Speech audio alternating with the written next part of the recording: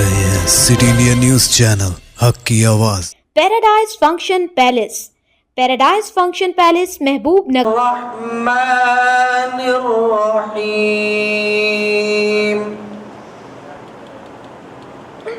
اِنَّا أَنزَلْنَاهُ فِي لَيْلَةِ الْقَدْرِ وَمَا أَدْرَاكَ مَا لَيْلَةُ الْقَدْرِ لَيْلَةُ الْقَدْرِ خَيْرٌ مِّنْ أَلْفِ شَهْرٍ تَنَزَّلُ الْمَلَائِكَةُ وَالرُّوحُ فِيهَا بِإِذْنِ رَبِّهِمْ مِنْ كُلِّ أَمْرٍ سَلَامٌ هِيَ حَتَّى مَطْلَعِ الْفَجْرِ. صدق اللہ العلی العظیم. حقیقی شاہ رسول اللہ نے کی ہے قرآن میں اخلاق عظیمہ کے حامل ہیں آپ کلام رحماں میں. تعریف حقیقی شاہ رسول اللہ نے کی ہے قرآن میں اخلاق عظیمہ کے حامل ہے آپ کلام رحماں میں. مطلوب جسے ہو حب خدا وہ آپ کا تابع ہو جائے. مطلوب جسے ہو حب خدا وہ آپ کا تابع ہو جائے. اس راز کو ہم نے پایا ہے ایک آیت آل عمران میں. اس راز کو ہم نے پایا ہے ایک آیت آل عمران میں. کیا آپ کا رتبہ عرض کروں اے نور خدا اے شمس ہدا. کیا آپ کا رتبہ عرض کروں اے نور خدا اے شمس ہدا.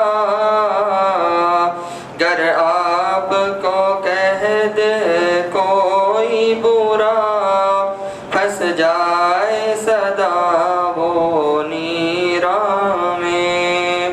گر آپ کو کہہ دے کوئی برا پھنس جائے صدا وہ نیران میں. جو آپ کا قائل ہو دل سے اور آپ کا پیرو ہو جائے. جو آپ کا قائل ہو دل سے اور آپ کا پیرو ہو جائے. لا ریب نہیں ہے کوئی کمی اب اس کے یقین و ایمان میں. لا ریب نہیں ہے کوئی کمی اب اس کے یقین و ایمان میں. دنیا میں اطاعت حاصل ہو عقبہ میں شفاعت کا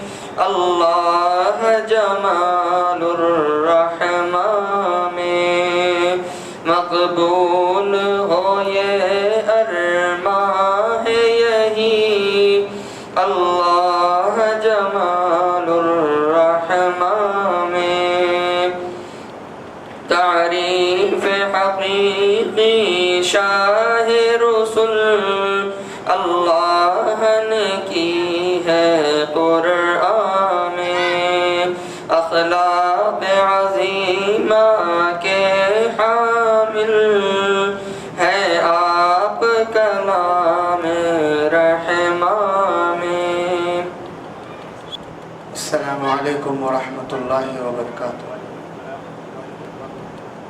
نحمده ونصلي على رسوله الكريم اما بعد اعوذ بالله من الشیطان الرجیم بسم الله الرحمن الرحیم شهر رمضان الذي انزل فيه القرآن صدق الله العظیم وقال النبي صلی اللہ علیہ وسلم من صام رمضان ایمانا واحتسابا غفر له ما تقدم من ذنبه ومن قام رمضان ایمانا واحتسابا غفر له ما تقدم من ذنبه او كما قال عليه الصلاة والسلام صدق الله العظيم وصدق رسوله النبي الكريم ونحن على ذلك من الشاهدين والشاكرين۔ معزز و محترم سامعین، آج کی یہ محفل قرآن مجید کی تکمیل پر اہمیت قرآن اور عظمت قرآن پر منعقد ہے۔ کچھ باتیں قرآن مجید کی عظمت کو سمجھنے کے لیے آپ کے سامنے رکھنے کی کوشش کروں گا۔ معزز سامعین، اللہ تبارک و تعالیٰ کا یہ کلام ہے۔ اللہ تبارک و تعالیٰ کا کلام کا مطلب یہ ہوتا ہے کہ جیسے بادشاہوں کو عام لوگوں پر جو مرتبہ حاصل ہوتا ہے، ویسے ہی کلاموں پر بادشاہوں کے کلام کو مرتبہ حاصل ہوتا ہے۔ اسی لیے فرماتے ہیں ملوک الکلامی کلام الملوکی، کہ جو بادشاہوں کا کلام ہوتا ہے وہ لوگوں کے کلام پر بادشاہ ہوتا ہے۔ اسی طرح سے اللہ رب العزت احکم الحاکمین ہے، وہ تمام بادشاہوں کے بادشاہ ہے، تو جب اس کا کلام ہوگا تو وہ بھی تمام کلاموں پر اتنی ہی فوقیت رکھے گا جتنی کی فوقیت اللہ کی تمام چیزوں پر ہے۔ اللہ تبارک و تعالیٰ اپنے کلام کو وہی فوقیت حاصل کیا ہے جو دوسروں پر، دوسروں کی بات کو، جیسے ہم بہت زیادہ بہترین اشعار جب پڑھے جاتے ہیں تو جھوم جاتے ہیں، اور جس طرح سے ہم کو اس میں ایک خوشی محسوس ہوتی ہے، سر جب ملتا ہے تو اس سے بہت زیادہ خوشی محسوس ہوتی ہے، اس سے زیادہ خوشی ہمیں قرآن مجید کے سننے میں ہونی چاہیے، اور قرآن مجید کو پڑھنے والے ویسے پڑھنا بھی چاہیے۔ الحمدللہ یہاں پہ حافظ صاحب نے بہت پیارے انداز سے سنایا، لیکن بعض جگہ کی حالت ایسی ہے کہ الحمدللہ رب العالمین اس کے بعد سمجھ میں نہیں آتا کہ کیا پڑھا جا رہا ہے۔ ایسا قرآن نہیں پڑھنا چاہیے۔ ایسا قرآن کو پڑھیں گے تو وہ قرآن لعنت کرتا ہے اس شخص پر جو پڑھ رہا ہے، اور سننے والوں کو بھی اس پہ کوئی ثواب نہیں ملے گا۔ کیوں؟ اس لیے کہ قرآن کو صحیح صحت کے ساتھ وَرَتِّلِ الْقُرْآنَ تَرْتِيلًا، قرآن کو ٹہر ٹہر کر سکون سے اچھے انداز میں پڑھنے کی کوشش کرنی چاہیے۔ اللہ تبارک و تعالیٰ نے قرآن مجید کو نازل کیا اور چیلنج کیا اس وقت کے ایسے بڑے شعراء کو، ایسے بڑے ادبا کو، ایسے بڑے بلغا کو، ایسے بڑے فصحاء کو، جنہوں نے اپنے کلام کے ذریعے سے لوگوں کو جو ہے مغلوب کر دیا تھا، اور یہ کہتے تھے کہ عرب ہیں ہم۔ عرب کا مطلب ہوتا ہے کہ بات کو ظاہر کرنا، اور دوسرے تمام عرب کے علاوہ کو لوگوں کو کہتے تھے عجمی ہیں۔ عجمی کا مطلب ہوتا ہے گونگا، گونگے کا مطلب ہوتا ہے یعنی دنیا کے صرف ہم ہی بولنے والے ہیں، ہمارے سوا کوئی بول نہیں سکتا۔ یہ انداز ان کا تھا، اور ان کے پاس شعراء کی مجلسیں منعقد ہوتی تھیں، اور حوالیات کے نام سے ان کے جو ہے شعراء کے مجالس ہوتی تھی۔ بہت بڑے زہیر ابن سلمہ ایک بہت بڑا شاعر ہے، اس کے سامنے ایک شاعر آیا اور آ کر جو ہے اپنا شعر سنانا شروع کیا، تو ایک شعر میں 10 غلطیاں نکال کر بھیج دیا۔ وہ اتنا بڑا شاعر تھا، وہ کہتا تھا کہ کلام کہو تو سال میں 1 مرتبہ کہو، اور ایسا کہو کہ اس جیسا کلام کوئی کہہ نہیں سکنا۔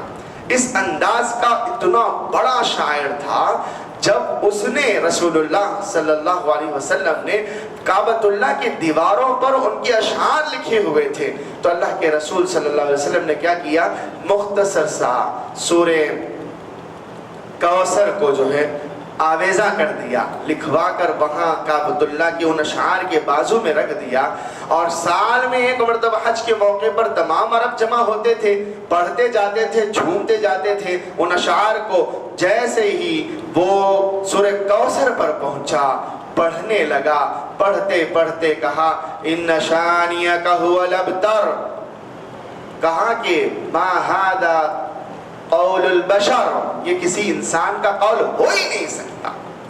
اس قدر اس کی فراست، اس قدر اس کی فصاحت، اس قدر اس کی بلاغت تھی کہ وہ کلام کو پڑھتے ہی کہنے لگا کہ اس جیسا کلام تو کوئی انسان کہہ ہی نہیں سکتا۔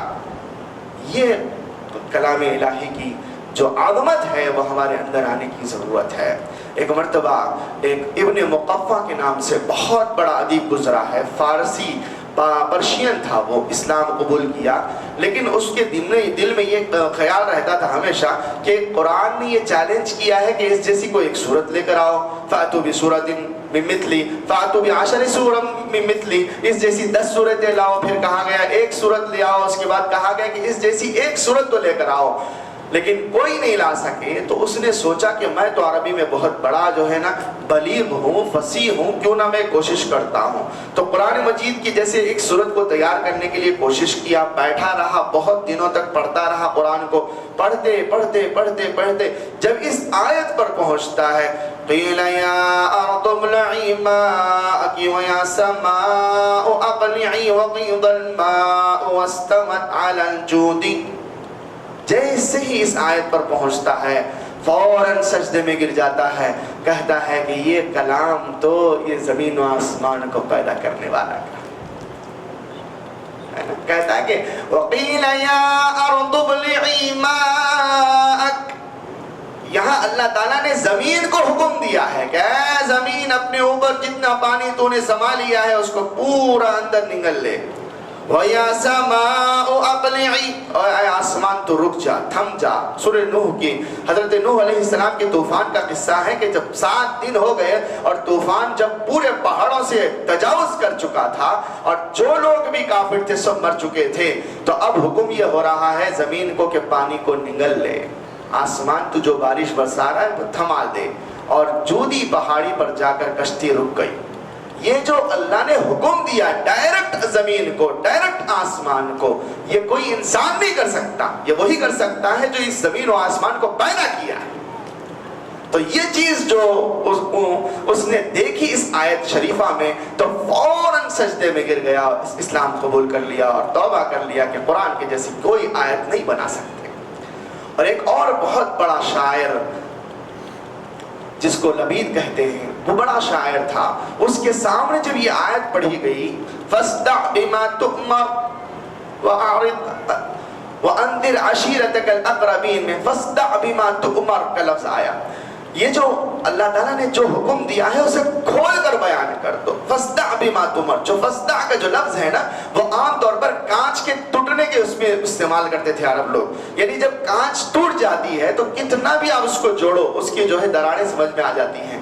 تو یعنی جب آپ کے پاس اللہ کی وحی آ جائے اور اللہ کی طرف سے جو دعوت الہی دینے کا جو حکم آ چکا ہے اسے ایسے کھول کر بیان کر دو کہ کسی طرح سے چھپ نہ پائے۔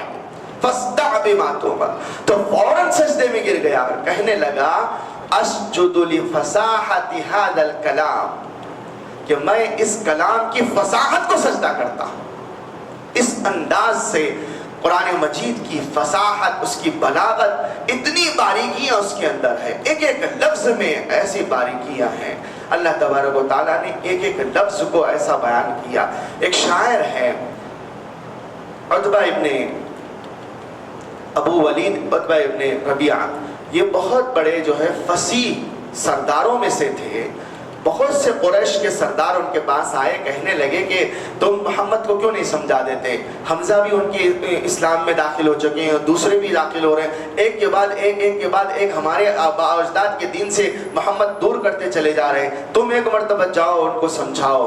حضرت وہ سردار قریش میں سے تھے، وہ گئے ابو ولید، اور جا کر جو ہے محمد صلی اللہ علیہ وسلم سے کہا کہ اگر تمہیں کوئی سرداری چاہیے تو ہم پوری سرداری دینے کے لیے تیار ہیں، مال چاہیے تو مال دینے کے لیے تیار ہیں، اگر آپ کو شرافت چاہیے تو آپ تو اس قریش کی نسل میں سے، شرافت تو آپ کے خاندان میں پہلے سے موجود ہے، اور اگر آپ میں ذرا سا ذہنی اگر کمزوری ہو گئی ہو تو ہم دنیا کے بڑے بڑے اطباء کو بلا کر آپ کا علاج کرائیں گے اور جو پیسہ لگے گا کرائیں گے.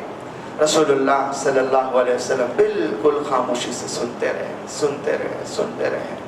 پھر اس کے بعد کہا ابو ولید جو تم کہنا تھا کہہ دیے یا اور کچھ باقی ہے؟ ابو ولید نے کہا میں نے جو کہنا تھا کہہ دیا. پھر رسول اللہ صلی اللہ علیہ وسلم فوراً جو ہے آیات قرآنیہ کی تلاوت شروع کر دی. بسم اللہ الرحمن الرحیم کہہ کر جو ہے سورہ مریم کو آپ نے پڑھنا شروع کر دیا. جیسے ہی پڑھتے گئے جھومتا گیا، ڈرتے گئے جھومتا گیا. اس کے بعد کہا کہ یہ کلام کو تم سننے کے بعد کیا کہتے ہو؟ اس کی زبان سے جو الفاظ نکلے ہیں آپ اندازہ نہیں کر سکتے، اتنا بڑا بلیغ اور فصیح تھا. وہ کہنے لگا ما ہوا بشعر ولا بکہانت ولا بنظر، نہ تو وہ شعر ہے، نہ نظر ہے، نہ کہانت ہے. کہانت جو نجومی لوگ جو ستاروں کو دیکھ کر علم بتاتے ہیں وہ بھی نہیں ہے. پھر کیا ہے؟ یہ ایک ایسا کلام ہے جو انسانوں میں کوئی کہہ ہی نہیں سکتا. یہ کہتے ہوئے وہ اٹھ کر گیا، اور جانے کے بعد پھر ان کے سرداروں نے ان سے پوچھا کہ تم نے جو بات بتائی محمد نے سمجھ لی؟ تو اس نے کہا کہ محمد کو اس کی حال پہ چھوڑ دو، اس کو تم نہیں سمجھا سکتے. اگر تم اس کو حال پر چھوڑ دو، اگر عرب اس کی اطاعت کر لے تو سمجھاؤ تم ہی سردار بن جاؤ گے، اور اگر عرب ان کی جو ہے مخالفت میں آ جائیں تو پھر تم جو چاہتے ہو کر سکتے ہو، لیکن تم محمد کو روک نہیں سکتے. یہ بات کہہ کر وہ ہٹ گیا. تو اتنا بڑا ادیب حضرت عمر رضی اللہ عنہ جو فرماتے ہیں افہم الناس شعرا، پورے لوگوں میں سب سے زیادہ شعر کو سمجھنے والے حضرت عمر رضی اللہ عنہ ہیں. وہ فرماتے ہیں کہ میں نے جب سے قرآن پڑھا کسی شعر کو سننے کا مزہ ہی نہیں آتا ہے مجھے. قرآن کو سننے کے بعد کسی شعر کو سننے کا مجھے مزہ ہی نہیں آتا. اور پھر ایک مرتبہ حضرت عمر رضی اللہ عنہ، نابغہ زبیانی ایک شاعر تھے جو بعد میں اسلام قبول کر لیے، جاہلیت کے بہت بڑے شاعر تھے. وہ ان سے کہا کہ کیوں نہ تم کبھی شعر کہا کرو. تو وہ کہتے ہیں کہ قرآن کے پڑھنے کے بعد کبھی شعر کہنے کی ہمت ہی نہیں ہوتی. قرآن میں وہ مزہ ہے، اس کے بعد مجھے کبھی ہمت ہی نہیں ہوتی کہ کوئی شعر کہوں. اتنے بڑے شاعر تھے، معلقہ ہے ان کا باقاعدہ، ان کے کئی سو اشعار جاہلیت کے تھے، لیکن اسلام میں داخل ہونے کے بعد انہوں نے صرف قرآن کو اپنا وتیرہ بنا لیا. قرآن مجید کیا چیز ہے اس کو سمجھنے کی ضرورت ہے، اس کی عظمت کو اپنے اندر لانے کی ضرورت ہے، اس کو مفہوم کے ساتھ، اس کے معانی کے ساتھ، اس کے مطالب کے ساتھ پڑھنے کی ضرورت ہے. صحابہ کرام کے اندر جو چینجز آئے تھے، جو تبدیلیاں آئی تھی، اور جو انسانی انقلاب جو برپا ہوا تھا، اس کی وجہ ہی یہ تھی کہ رسول اللہ صلی اللہ علیہ وسلم ان کے درمیان میں قرآن مجید کے ذریعے سے مکمل ان کی رہبری فرما رہے تھے. ہدی للناس، وہ لوگوں کے لیے ہدایت ہے. قرآن مجید کے سلسلے میں اللہ کے رسول صلی اللہ علیہ وسلم نے فرمایا کہ یہ کلام ان صدقہ ان قال به صدقہ، کہا کہ جو کہے گا قرآن کو، یعنی قرآن پڑھے گا جو، وہ سچ کہنے والا ہوگا. وَإِنْ عَمِلَ بِهِ أُجِرًا، اور جو کوئی عمل کرے گا قرآن پر اس کو اجرت یعنی اللہ کی طرف سے ثواب دیا جائے گا. وَمَنْ حَكَمَ بِهِ عَدَلًا، اور جو کوئی قرآن کے ذریعے سے کسی کا فیصلہ کرے گا وہ انصاف کرنے والا ہوگا. وَمَنْ دَعَا إِلَيْهِ، ہدی الی صراط مستقیم، اور جو کوئی بلائے گا قرآن کی طرف لوگوں کو وہ سیدھے راستے پر چلنے والوں میں سے ہوگا۔ یہ 4 عمل اللہ کے رسول صلی اللہ علیہ وسلم نے بتائے کہ جو کوئی کہا، قرآن کہا۔ ابھی کچھ دن پہلے ایک جو ہے کلپ بھی وائرل ہو رہی تھی کہ ایک خاتون 40 سال تک، عبداللہ ابن مبارک رضی اللہ عنہ رحمۃ اللہ علیہ کو ایک خاتون ایسی ملی دیہات میں جو 40 سال سے صرف قرآن ہی بولتی تھی، دوسرا کچھ نہیں بولتی تھی۔ یعنی جو بھی بات اس سے کرو قرآن بولے گی، جو بات کرو قرآن سے جواب دے گی، ہر چیز کا جواب جو ہے قرآن سے وہ دے رہی تھی۔ تو یہ قرآن مجید سے شغف اور اس سے جو ہے ان سے انسیت اور الفت کی وجہ سے یہ تمام چیزیں آئیں گی، ایسے ہی نہیں آتی ہے۔ اس لیے قرآن مجید سے ہم کو لگاؤ ہونا چاہیے۔ فرمایا قرآن کے بعد کوئی فقر نہیں ہے۔ قرآن مجید کو جو پڑھتا ہے وہ غنی ہو جاتا ہے۔ غنی کا مطلب یہ نہیں ہے کہ ہم جو مال کماتے ہیں، مال جماتے ہیں، وہ نہیں ہے۔ اصل غنا اللہ کی جانب سے بے نیازی ہے۔ جو قرآن مجید سینے میں رکھنے والے ہیں ان کو اللہ ایسے بے نیاز کر دیتا ہے کہ ان کے تمام حاجتیں اللہ تعالیٰ کسی نہ کسی طرح سے پورا کرتا چلا جاتا ہے۔ اس لیے قرآن کو اپنا وتیرہ بنائیں، قرآن کو اپنے اندر جوڑنے کی کوشش کریں، قرآن کو سیکھنے کی کوشش کریں۔ میں کئی مرتبہ یہ بات بتاتا ہوں کہ ہمارے جب بچے یو کے یا یو ایس جانا چاہتے ہیں تو کئی مرتبہ ایسا ہوتا ہے کہ ان کو ایکسنٹ، انگلش تو آتی ہے فلوئنسی سے بولتے ہیں، لیکن ایکسنٹ سیکھنے کے لیے، لہجہ سیکھنے کے لیے، یو کے کا ایکسنٹ سیکھنے کے لیے اور یو ایس کا ایکسنٹ سیکھنے کے لیے 15 ہزار کا جو ہے کوچنگ جوائن کر کر اس کے ایکسنٹ کو سیکھتے ہیں تاکہ اس لہجے میں بات کرنے والے ہو جائیں تو وہاں جانے کے بعد ہم کو سہولت ہو سکے۔ کیا ہم کو اتنی توفیق نہیں ہوئی کہ قرآن مجید کو اس کے لہجے میں سننے والے بنے؟ رسول اللہ صلی اللہ علیہ وسلم ایک مرتبہ حضرت ابی بن کعب رضی اللہ عنہ کو بٹھا دیے اور کہنے لگے کہ ابی قرآن پڑھو، میں سننا چاہتا ہوں۔ حضرت ابی رونے لگے، اللہ کے رسول قرآن تو آپ پر نازل ہوا ہے، آپ پڑھیں گے تو ہم سنتے ہیں، آپ کہہ رہے ہیں مجھے پڑھو۔ لیکن اللہ کے رسول نے کہا اللہ تم سے قرآن سننا چاہتا ہے، اللہ عرش پر تم سے قرآن سننا چاہتا ہے، تم پڑھو، میں بھی سنتا ہوں، اللہ بھی سنے گا۔ یعنی حضرت ابی بن کعب رضی اللہ عنہ کا قرآن کا لہجہ اور اس کا ادائیگی کے طرز اتنا پیارا تھا کہ اللہ کو پسند تھا، اللہ کو پسند تھا۔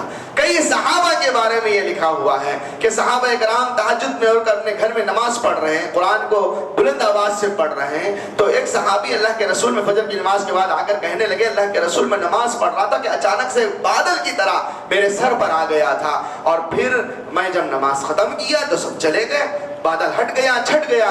اللہ کے رسول نے فرمایا وہ کوئی بادل نہیں تھا، فرشتوں کا ایک جھنڈ تھا، فرشتوں کی بڑی تعداد تھی جو تم سے قرآن سننے کے لیے آئی ہوئی تھی، اور وہ بادلوں کی طرح جو چھا گئی تھی، اور جیسے ہی تم نے قرآن ختم کر دیا رکے تو پھر وہ سب چلے گئے۔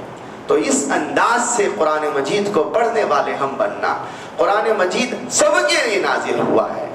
اقبال کا شعر ہے، کہتے ہیں تیرے ضمیر پر جب تک نہ ہو نزول کتاب، گرہ کشا ہے نہ قاضی نہ صاحب کشاف، کہ جب تک تیرے ضمیر پر اللہ کی طرف سے کلام اتر رہا ہے یہ محسوس کرنے والے ہم نہ بنے، اس وقت تک نہ کسی راضی صاحب کشاف کی تفسیر سے ہم کو فائدہ ہوگا، نہ راضی کی تفسیر سے ہم کو فائدہ ہو سکتا ہے۔ یہ کب ہوگا؟ یہ اس وقت ہوگا جب ہم اپنے دل کی کدورتوں کو دور کر کر، اپنے دل کا تزکیہ کر کر اس کے بعد قرآن کی تلاوت میں مصروف ہو جائیں۔ اور قرآن مجید ہدی للناس ہے، اللہ کی طرف سے ہدایت ہے، اور جب ہدایت ہے تو پھر سب کے لیے ہدایت ہے، اور خاص طور پر متقین کے لیے ہدایت ہے۔ اور متقین کون ہیں؟ وہی جو اللہ سے ڈرنے والے، اللہ پر ایمان رکھنے والے، اور خوشی کی چیزوں میں اللہ کا شکر ادا کرنے والے، اور مصیبتوں پہ اللہ سے صبر کرنے والے، یہی تو متقین ہیں۔ اور ان کے اوپر جب کوئی کلام الہی کھلے گا تب ہدایتیں عام ہوتی چلے جائیں گی۔ ہمارا مسئلہ یہ ہے کہ ہم قرآن مجید کو جب تراویح میں امام صاحب پڑھاتے ہیں 5 منٹ زیادہ ہو گئے تو ہم کو پریشانی شروع ہو جاتی ہے۔ ارے 10:35 تک ختم ہونا تھا، 10:40 ہو گئے، 10:45 ہو گئے، اور ٹائم دیکھنے لگتے ہیں۔ ایسا نہیں ہوتا ہے۔ کلام الہی جب پڑھا جاتا ہے تو پیچھے سن کر مزہ آنے لگتا ہے. ہاں تو مزہ آ جائے, پیروں کا درد غائب ہو جائے اور جسم میں کوئی بوجھل پن نہ ہو.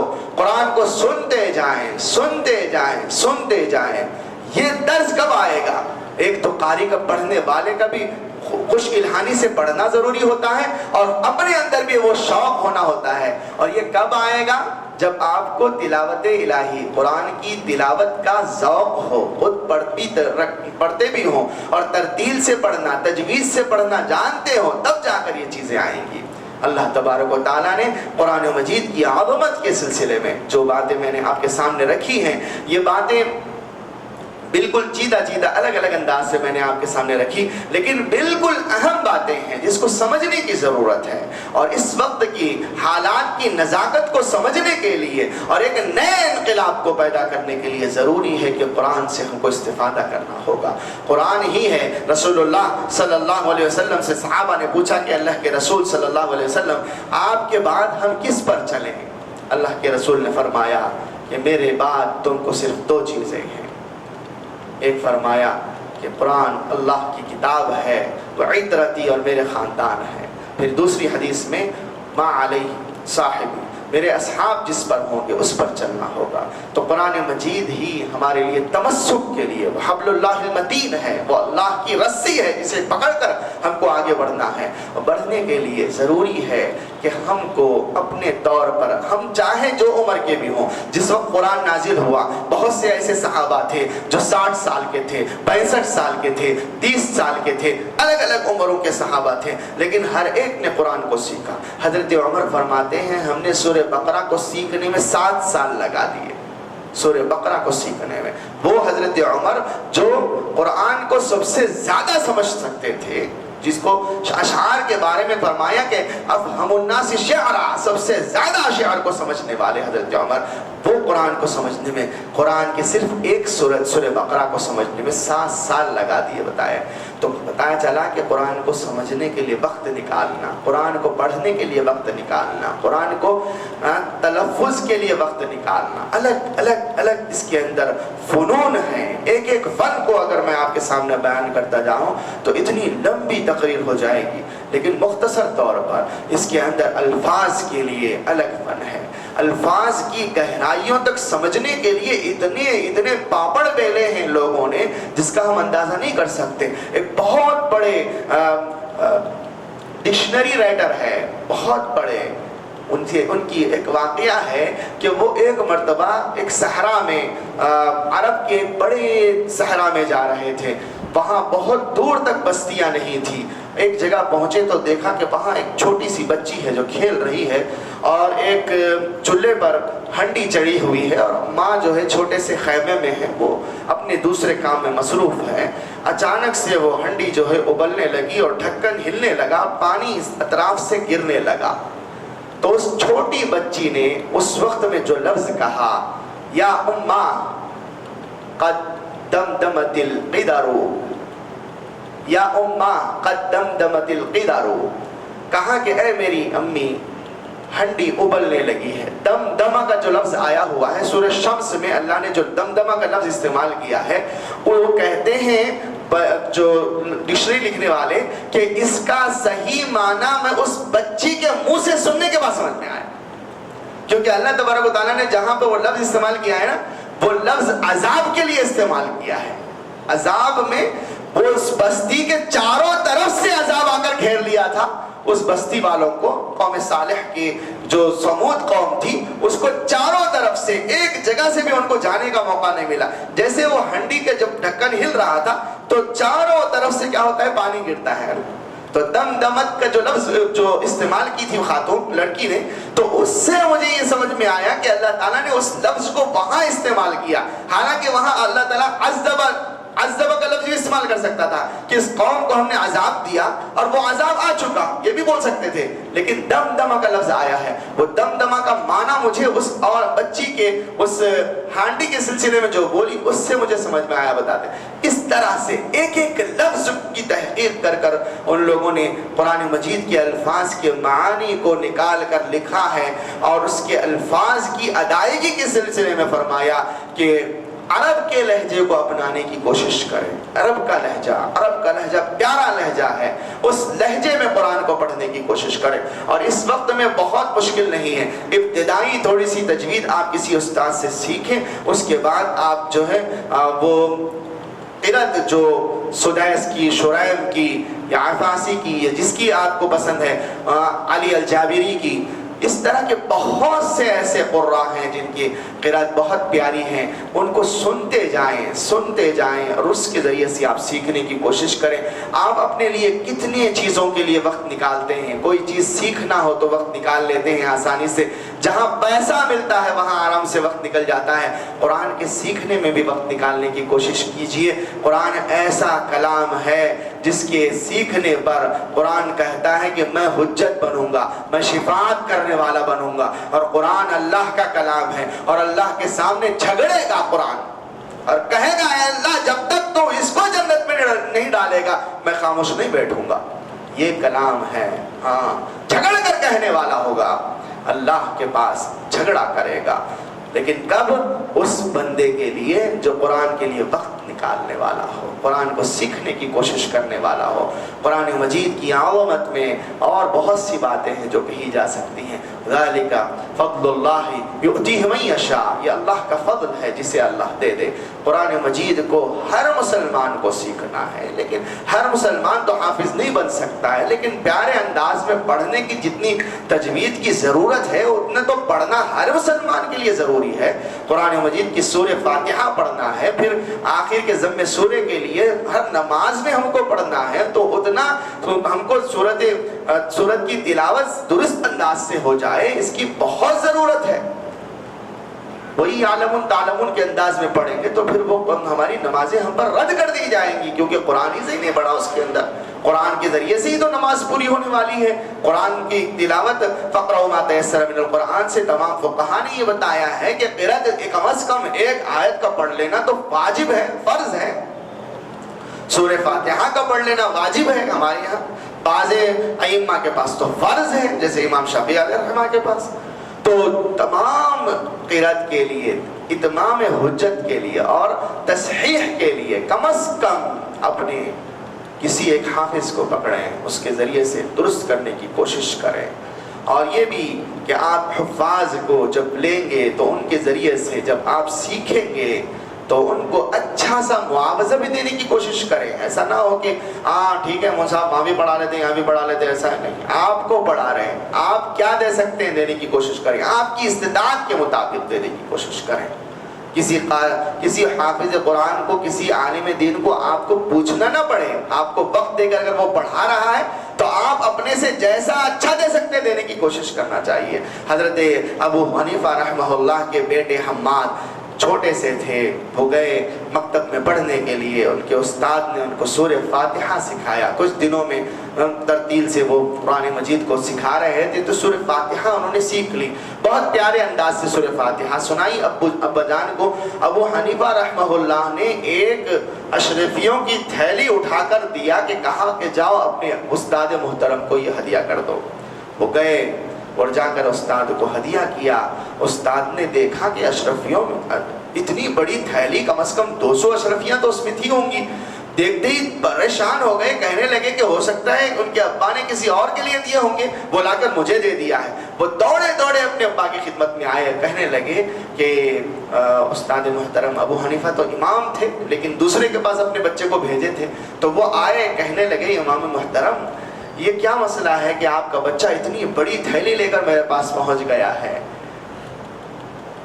تو حضرت ابو حنیفہ نے کہا یہ میں نے آپ کے لیے ہدیتاً بھیجا ہے. کہا کہ مجھے اتنا بڑا ہدیہ کیوں دے رہے ہو؟ کہا کہ تم نے میرے بچے کو سورہ فاتحہ سکھا دی. کہا کہ میں نے تو صرف سورہ فاتحہ سکھائی, ایسا نہیں کہ پورا قرآن یاد کروا دیا, صرف سورہ فاتحہ سکھائی اور آپ اتنا بڑا ہدیہ دے رہے ہو. کہا کہ اللہ کے پاس اس سورہ فاتحہ کی جو قدر ہے وہ تو میں ادا نہیں کر سکتا, میری طرف سے میں جو کر سکتا ہوں میں کر دیا. تو یہ انداز ہوتا ہے قرآن کے سیکھنے والوں, سکھانے والوں کے ساتھ ہمارا معاملہ ہونا چاہیے. اللہ کے رسول صلی اللہ علیہ وسلم نے فرمایا کہ حملۃ القرآن, جو قرآن کے حافظ ہیں, جو قرآن کے عالم ہیں, جو قرآن کی ترجمے سے واقف ہیں, ان کی عزت کرنا ہم سیکھیں تو اس سے کیا ہوگا؟ دو فائدے ہوں گے. ایک تو یہ کہ آپ کو قرآن مجید صحیح پڑھنا آئے گا، دوسرا یہ کہ آپ کی اولاد میں ہو سکتا ہے اللہ تعالیٰ کسی حافظ کو پیدا کر دے.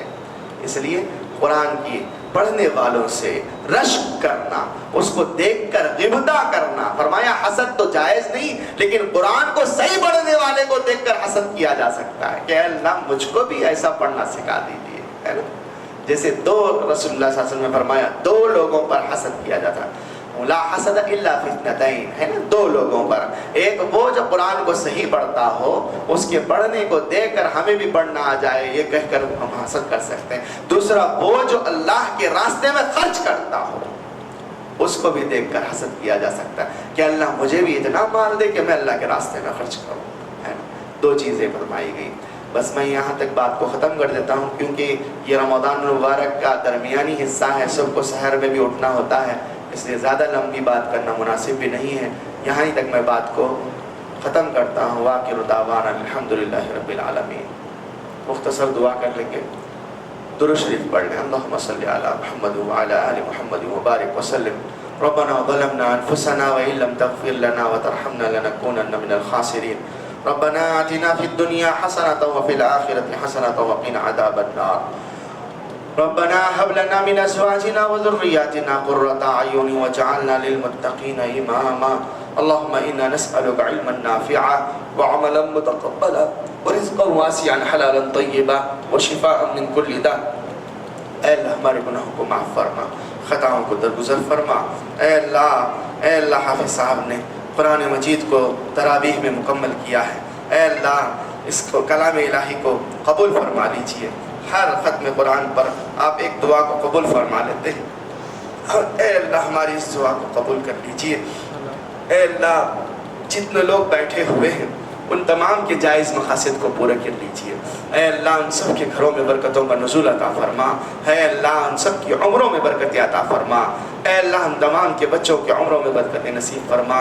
جن کو اے اللہ اولاد نہیں ہے انہیں اولاد نصیب فرما. جو بے روزگار ہیں ان کو روزگار نصیب فرما. اے اللہ ہمارے مرحومین کی مغفرت فرما. اے اللہ ہمارے محرومین کی مغفرت فرما. خصوصاً اے اللہ ہمارے ننیالی ددیالی سسرالی مرحومین کی مغفرت فرما. اے اللہ جن کے والدین زندہ ہیں اے اللہ ان کی خدمت کرنے والا بنا، ان کو راضی کرنے والا بنا، ان کو خوش کرنے والا بنا. اے اللہ ان کی ناراضگی سے ہماری حفاظت فرما. اے اللہ ان سے بد کلامی کرنے سے ہماری حفاظت فرما. ان کی صحیح خدمت کرنے کی ہمیں توفیق نصیب فرما. اے اللہ ہمارے بچوں کی صحیح تربیت کرنے والا ہم کو بنا. ہمارے بچوں کو بھی اسلام پر قائم رکھ. ان کو بھی بہترین انداز سے قرآن پڑھنے والا بنا. ان کو قرآن سکھا دے. اے اللہ جب ہماری موت کا وقت آئے تو ہم سب کو ایمان کی موت نصیب فرما، کلمے والی موت نصیب فرما. اے اللہ جتنے خیر کے لین سے دعائیں رسول اللہ صلی اللہ علیہ وسلم نے کی ہیں ان تمام میں ہمارا بھی حصہ نصیب فرما. اے اللہ جتنے شرور سے آپ نے پناہ چاہی ہیں ان تمام سے ہماری بھی حفاظت فرما. اے اللہ رحمت والا اشرات ہم سے گزر گیا، اے اللہ اس کی صحیح رحمتیں ہم کو نازل فرما. اے اللہ عطا فرما. اے اللہ اگلا اشرا اے اللہ مغفرت کا ہے، ہم تمام کی مغفرت فرما دے. ہم تمام کی مغفرت فرما دے. اے اللہ رمضان کی گزرنے سے پہلے ہم تمام کو جہنم سے چھٹکارا نصیب فرما. جنت الفردوس میں ہمارا نام لکھا دے. جنت الفردوس میں ہمیں جگہ عطا فرما. جنت الفردوس میں ہمارا ٹھکانہ کر دے. رسول اللہ صلی اللہ علیہ وسلم کی شفاعت عظمیٰ میں ہمیں حصہ نصیب فرما. آپ کے ہاتھ سے جام کوثر پینے کی توفیق نصیب فرما. اے اللہ ہم بڑے ہی بدکار ہیں، ہمارے اعمال پر ہم نظر نہیں کرتے. اے اللہ آپ کی اے اللہ رحمت پہ ہمیں نگاہ ہے. آپ کی رحمت سے ہم مایوس نہیں ہیں. آپ کی رحمت سے ہم مایوس نہیں ہیں. اے اللہ ہم سب کی مغفرت کر دیجئے. ہم سب کی مغفرت کر دیجئے. اے اللہ ہم سب کی مغفرت کر دیجئے. ہم سب کو جہنم سے خلاصی نصیب فرما. اے اللہ جہاں کہیں بھی روزے دار بھوکے ہیں پیاسے ہیں اے اللہ ان سب کو غذا مہیا فرما. خصوصاً غزہ کے مسلمانوں پر رحم فرما, ان پر کرم فرما, ان کے اے اللہ سحر و افطار کا انتظام فرما. اے اللہ بہت پیارا قرآن ان کے چھوٹے چھوٹے بچے پڑھتے ہیں. اے اللہ وہ حملۃ القرآن ہیں. اے اللہ ان کے ساتھ اے اللہ رحم کا معاملہ فرما. غیب سے من و سلوہ تو نے اے اللہ بنی اسرائیل پر نازل کیا تھا. اے اللہ ان غزہ والوں پر بھی نازل فرما. اے اللہ ان غزہ والوں پر رحم فرما. وہاں کے پڑوس کے ممالک کے اے اللہ دلوں کو نرم فرما. اے اللہ اسی طرح سے جہاں کہیں بھی جو کوئی بھی پریشان حال ہے ان سب کی پریشانیوں کو دور فرما. اے اللہ ہم میں جو قرض میں مبتلا ہیں ان کے قرض کی ادائیگی کی شکلیں پیدا فرما. اے اللہ ان کی شکلیں پیدا فرما. اے اللہ جو پریشان حال ہیں ان کے پریشانیوں کو دور فرما. جو بیمار ہیں ان کی بیماریوں کو دور فرما. اے اللہ ان کی بیماریوں کو دور فرما. اے اللہ ان کو صحت کی دولت سے مالا مال فرما. اے اللہ جو مانگا ہے اسے بھی نصیب فرما, جو مانگنے سے رہ گیا اسے بھی عطا فرما. رسول اللہ صلی اللہ علیہ وسلم کے صدقہ توفیق ہماری دعاؤں کو قبول و منظور فرما. وصلی اللہ علی خیر خلقہ محمد وعلی آلہ واصحابہ اجمعین برحمتک یا ارحم الراحمین والحمد للہ رب العالمین.